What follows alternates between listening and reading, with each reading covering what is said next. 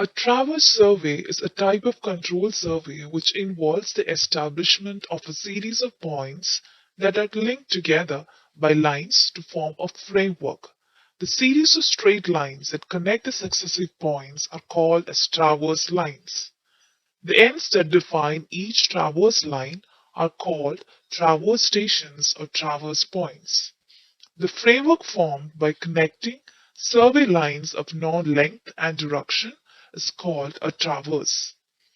In the figure, ABCD forms a traverse, where AB, BC, and CD are traverse lines, and A, B, C, D are the traverse stations. In traversing, the surveyor moves from one point to other by simultaneously measuring bearings and distances by dead reckoning. Dead reckoning is the process of calculating current position of some moving object by using a previously determined position.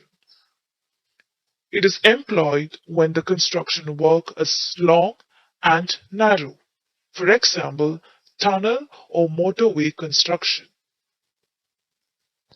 The main objective of traverse survey is to establish horizontal control in land areas, especially in areas where the line of sights are short due to heavy built-up areas, where other survey methods like triangulation and trilateration are not applicable. The main objective of traverse survey are to locate or establish boundaries, to achieve horizontal control for topographic survey, to locate and prepare construction layout for highways, railways, and other private and public works, and to conduct ground control surveys for photogrammetric surveys.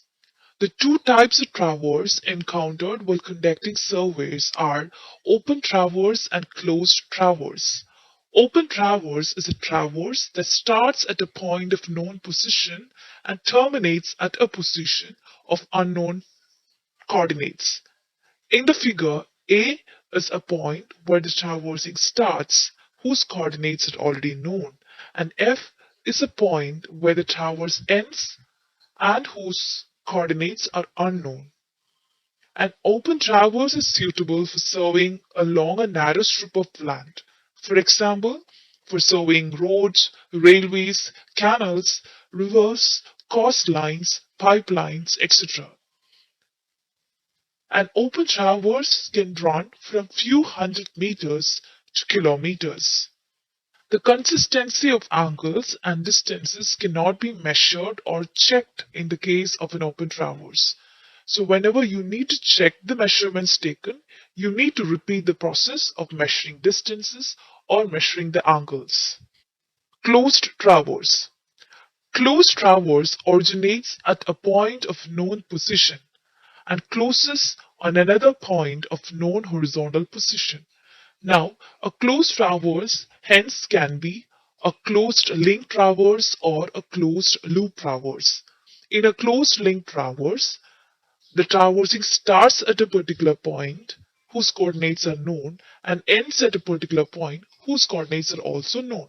If ABCD is a closed link traverse, A and D coordinates are already known.